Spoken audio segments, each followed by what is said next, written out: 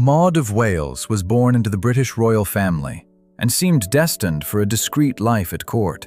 The daughter of the future King Edward VII of the United Kingdom and Princess Alexandra of Denmark, she grew up between Victorian splendor and her mother's Danish traditions.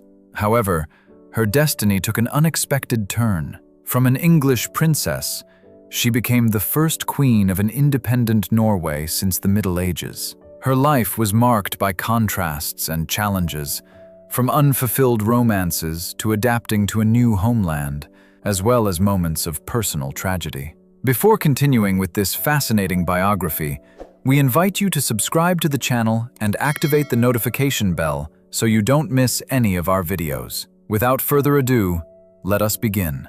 Maud was born at 12:20 in the morning on November 26, 1869, at Marlborough House in London. She was the third daughter and the fifth child of the then Prince and Princess of Wales, Albert Edward and Alexandra. Her father, Albert Edward, was the son of Queen Victoria, known as the Grandmother of Europe, while her mother, Alexandra, was the eldest daughter of Christian IX of Denmark. She was baptized with the name Maud Charlotte Mary Victoria. From childhood, she was affectionately called Harry. The nickname referred to Admiral Henry Keppel, a close friend of her father, whose bravery in the Crimean War was well known at the time. Maud was energetic, independent, and unconventional for a princess of her era. She especially enjoyed horse riding and winter sports, pursuits uncommon among ladies of her circle, and which strengthened her closeness to her father, who showed a clear preference for her. Among the three Wales sisters,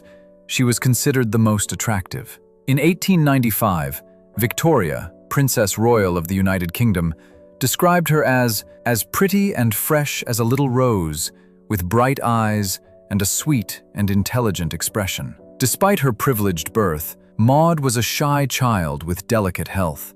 She spent periods at the country estate of Sandringham with her parents and siblings, and each year traveled with her mother to Denmark to visit her maternal grandparents, King Christian IX and Queen Louise. Those visits strengthened her ties with the Danish royal family and gave Maud respite from the rigid British court. However, Maud's family also experienced tragedy. In 1871, one of her brothers died shortly after birth, and in 1892, her elder brother, Prince Albert Victor, Duke of Clarence, who was heir to the British throne, passed away. These events deeply affected the family and temporarily altered their daily life. During her adolescence and early youth, Maud stood out more for her character than for her public presence. Although within her family circle she was considered an attractive young woman, she did not particularly draw attention in the great social circles of the time. During this same period, she took part in important family ceremonies. In 1885, she was a bridesmaid at the wedding of her aunt, Princess Beatrice, to Prince Henry of Battenberg, and in 1893, she fulfilled the same role at the marriage of her brother to Mary of Teck. Over time, she refined her style until she developed a discreet elegance that would come to distinguish her among the princesses of her generation. However, as she approached adulthood, Maud began to face the expectations associated with her position, especially regarding marriage. In her 20s, Maud still had no formal suitor, something unusual in the Victorian royal world. In fact, in the 1890s, she experienced a romantic disappointment that affected her deeply. She fell in love with her distant cousin, Prince Francis of Teck, brother of Mary of Teck, who would later become Maud's sister-in-law, and made her intentions clear in letters full of longing. Francis, ruined by gambling debts, would have improved his position by marrying her, but astonishingly ignored Maud's affectionate advances. Hurt by the lack of response, the young princess confessed her frustration to Mary. "I wrote to F, and he has never replied. He has truly hurt me." This episode left an emotional mark on the princess and, by the standards of her time, made her feel, within her own circumstances, like a spinster. Queen Victoria herself, Maud's grandmother, began to grow concerned when she saw that two of her granddaughters, Maud and her sister Victoria, were reaching maturity without a marriage engagement. Her mother, Alexandra, very attached to her daughters after the loss of a child in infancy, tended to keep them close, which in practice delayed their chances of marriage. During those years, Maud was even considered as a possible candidate to marry Prince Christian of Denmark, alongside her sister Victoria. The idea did not materialize, but it reflected the growing concern within the family to secure a suitable match. The course would soon change. In 1895, during one of the usual family gatherings in Denmark, Prince Carl of Denmark, Maud's first cousin, began to show a more evident interest in her. Carl was 22 years old. The Duchess of Teck considered him very handsome and wrote, "He seems charming, but he is 3 years younger than Maud and has no money." Maud had known him since childhood, as both families used to meet frequently.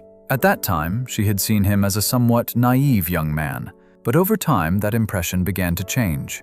In the autumn of 1895, during a bicycle ride through the forests of Denmark, Carl and Maud grew closer. At 25, Maud finally found in him a suitable companion. The couple became engaged in October of that same year, which was received with enthusiasm by Queen Victoria, who saw another of her granddaughters on the path to marriage. On the 22nd of July, 1896, the couple were married in the private chapel of Buckingham Palace in London. Maud was then 26 years old, an age considered late for marriage, as many would remark. The elderly Queen Victoria attended the ceremony, in what would be the last royal wedding she would witness before her death. The bride wore a white satin dress, adorned with gray embroidery, accompanied by a lace veil, both gifts from her grandmother as a sign of support for the union. As a wedding gift, her father, the then Prince of Wales, granted them Appleton House, a residence within the royal estate of Sandringham in Norfolk. This residence in England would play an important role in Maud's life, as it provided her with a familiar place to which she could return during her stays in her native country. However, her marriage to Carl involved a significant change. She was to move to Denmark to live with her husband. This move meant leaving behind her usual surroundings and adapting to a new life outside England, a transition that would mark the beginning of a different stage in her life. After the wedding, Maud settled with Prince Carl in Copenhagen, where he continued his career in the Danish Navy. The Danish people received the British princess warmly. Maud was not a stranger to them. She was the granddaughter of King Christian IX of Denmark, and therefore had a direct connection to the Danish royal family. At first, everything suggested that she would lead a quiet life at the court of Copenhagen, but that balance would not last. Maud soon began to feel a deep longing for England and its customs. The young princess grew bored in the Danish capital, whose society seemed more limited and excessively conservative to her taste. Maud frequently complained about the Scandinavian cold and pointed out that the Danish humidity worsened her bronchial problems. Taking advantage of any medical or family reason, she made frequent escapes to Appleton House, her refuge in England, where she spent long periods. At first, both her in-laws and Danish society understood this longing for her homeland. However, over time they began to look upon her with suspicion. Maud spent more time in England than was expected for the wife of a Danish prince. After several years without children, the pressure for an heir increased, especially as her prolonged absence from Denmark began to attract attention.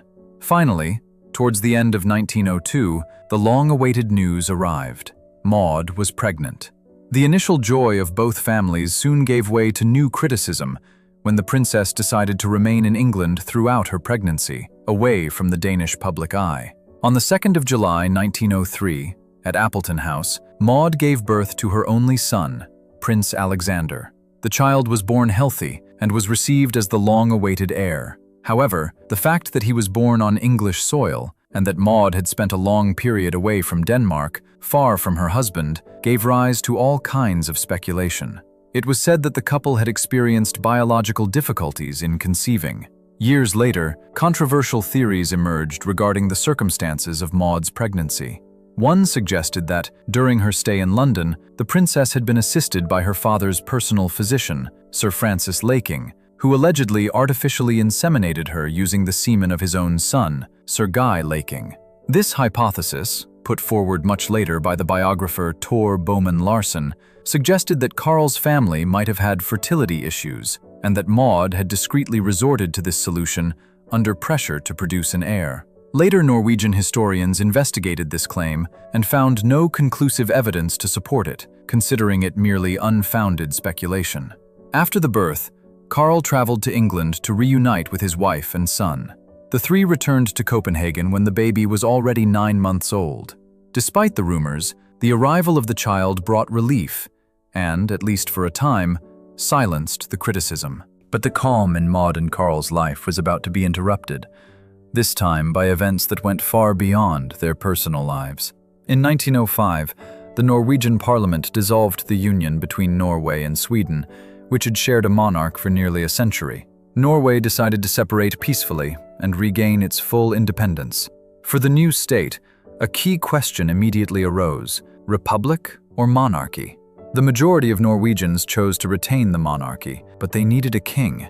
It was then that attention turned to the young Danish prince Carl. Carl initially hesitated at such an unexpected proposal, but agreed to submit his name to the will of the people. In November 1905, a plebiscite confirmed by a wide majority the choice of monarchy, and only then did the prince accept the crown.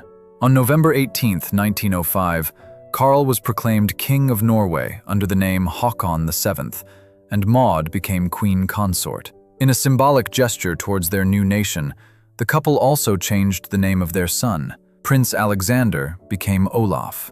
The coronation took place months later, on the 22nd of June 1906, in the medieval cathedral of Nidaros in Trondheim. It was remarked that, during the preparations, the new queen devoted great effort to designing her coronation attire, almost as if that detail were her main concern. Assuming the crown meant a decisive change in Maud's life. Suddenly, she occupied a central position in a country which, although familiar to her, she now had to consider her permanent home. Her new status involved greater responsibilities and a life subject to the demands of her role as queen. Aware of this, she sought to fulfill her duties with dignity and a strong sense of duty. Together with Håkon VII, she set out to win over her new people. During her early years in Norway, she adopted elements of local culture, wearing traditional dress and taking part in activities such as skiing, in an effort to connect with the population. In private, however, she admitted in her letters to her family that she still found it difficult to consider Norway as her home, and that she missed England. She was especially concerned about her sister Victoria, who remained in London caring for their mother. Despite this, they both promoted a more approachable style of monarchy, different from the more rigid model Maud remembered from the court of Queen Victoria. In Norway, they encouraged a less formal environment. The Queen made purchases personally in Oslo shops and avoided unnecessary pomp, although she always maintained the composure and reserve appropriate to her position. Settled in the royal palace of Oslo, Maud found a new purpose as queen consort. She soon became involved in charitable work, particularly in areas related to children and animal welfare, causes that had always been close to her. She founded and presided over various social aid committees, and stood out for her work leading the Queen's Relief Commission during the First World War, dedicated to assisting the population affected by the conflict. She also supported progressive initiatives for the time. In 1906, she backed the creation of a home for unmarried mothers, promoted by the feminist activist Kati Anker Møller, a gesture that generated criticism among conservative sectors, although Maud remained firm in her position. A lover of the arts, she acted as a patron of young Norwegian artists and musicians, using her position to promote local culture. Over time, the Norwegian people came to appreciate this foreign queen who, without raising her voice, indeed she never delivered public speeches, nor allowed her voice to be recorded, demonstrated her commitment to the country through her actions. She had an English-style garden built at the royal residence of Kongssetteren, near Oslo, incorporating an element of her homeland into the Norwegian environment. She also ordered the modernization of the royal equestrian facilities, inspired by the royal muse at Buckingham Palace, so that she could continue practicing horse riding, one of her great passions. In her personal life, Maud never lost her love for England. Each year, she made at least one visit to her country of origin, staying at Appleton House or at Sandringham with her British family. However, these stays were now shorter, as she was aware that her place was in Norway. Those who knew her in private described her as kind and even humorous, with a refined sense of humor that she revealed during family gatherings. She was still not considered beautiful, but she had great style, Norwegian chroniclers would say, when describing her as queen, highlighting her impeccable attire and elegant bearing, which filled the new court with pride.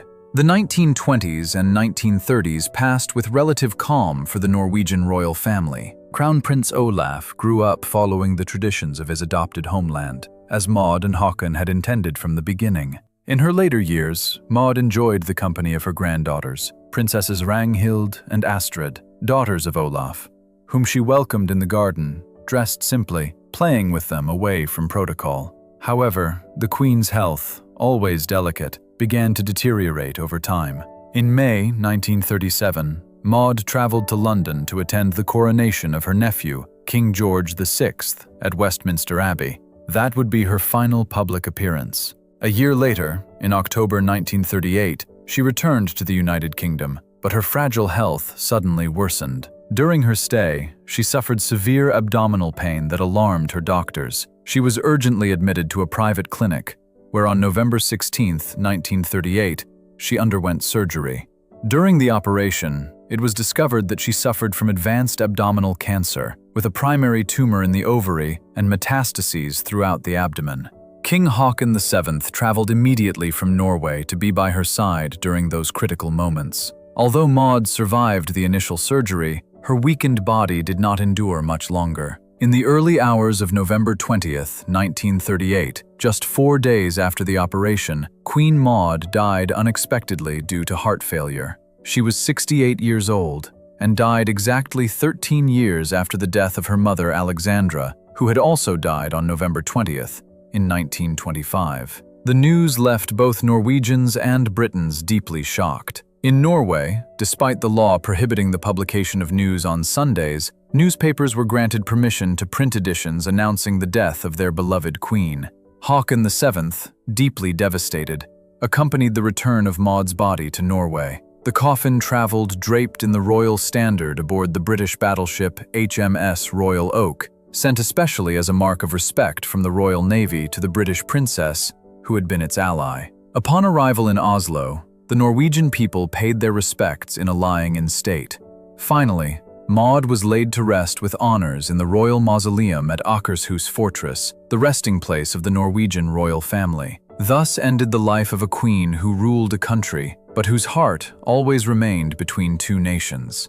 Thank you for accompanying us to the end of the video. We hope you enjoyed it.